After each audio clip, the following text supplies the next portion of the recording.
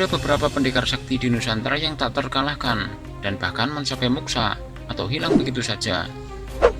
Para pendekar tersebut menghilang tanpa bekas, bahkan jasad makamnya tidak pernah ditemukan sampai hari ini.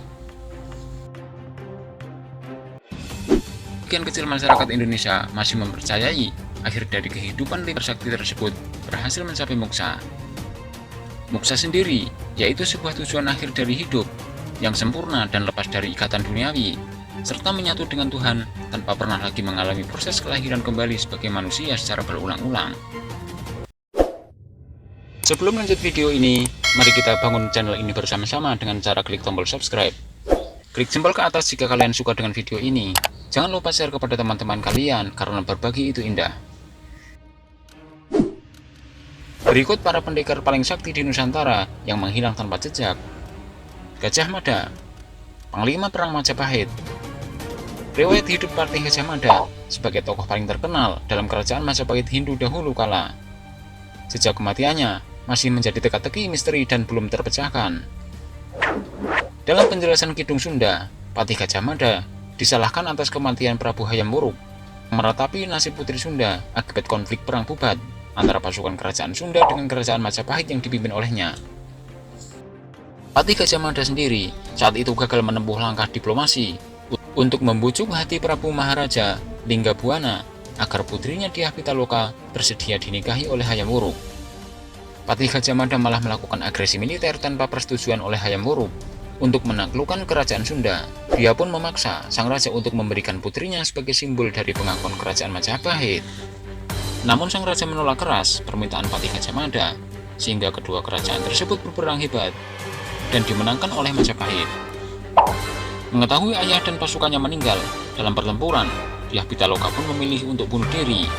Setelah jasad dari Hayam Wuruk diperabukan dan upacara perkabungan selesai, kedua paman Hayam Wuruk, yakni Raja Kahuripan dan Raja Daha, sepakat untuk menangkap Gajah Mada dan menghukum mati. Rencana pembunuhan tersebut terdengar oleh Patih Gajah Mada, sehingga ia pun bertapa untuk melepaskan jiwa dan raganya dari dunia. Setelah itu, dia menghilang dan mencapai moksa. Dan ketika pasukan Majapahit datang, mereka tak berhasil menemukan keberadaannya.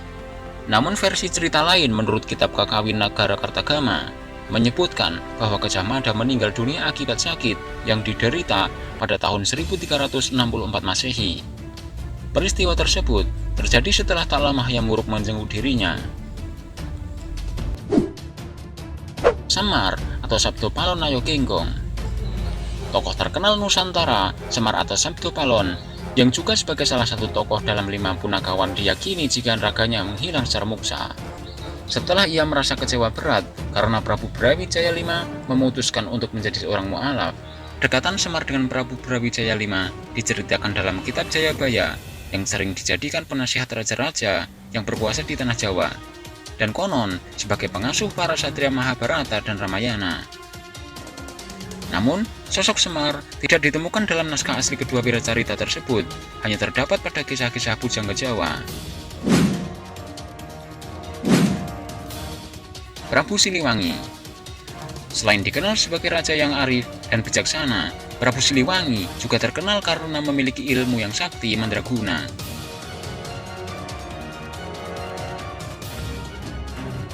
Sepanjang hidupnya, berhasil membuat nama kerajaan Sunda Galuh yang dipimpinnya menjadi terkenal di seluruh wilayah Nusantara. Lebih dari 39 tahun ia menjadi raja, namun saat masa kejayaan Pakuan Pajajaran di Bogor mulai berakhir. Ajaran agama Islam masuk di tanah air dan ia mendapatkan desakan dari pihak lain agar meninggalkan agama leluhurnya untuk memeluk Islam. Prabu Siliwangi akhirnya memutuskan untuk melakukan tapa brata untuk mencapai moksa. Sebelum ia pergi untuk meninggalkan kerajaannya, Sang Prabu Siliwangi berpesan kepada keluarga dan para pengikutnya agar bebas memilih agama menurut keyakinan mereka sendiri tanpa harus mengikuti jejak hidupnya.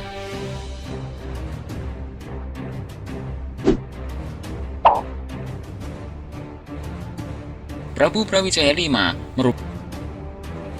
merupakan raja terakhir kerajaan Majapahit.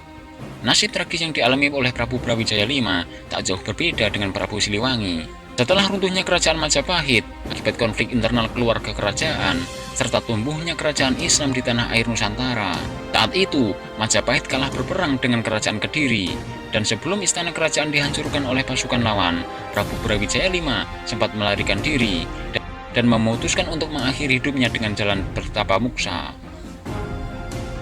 Namun, versi lain mengisahkan bahwa Prabu Brawijaya V adalah pemeluk agama Buddha. Di akhir hidupnya, sebagai Raja Prabu Brawijaya V meminta kepada Sunan Kalijaga yang merupakan cucunya sendiri agar mau mengislamkannya.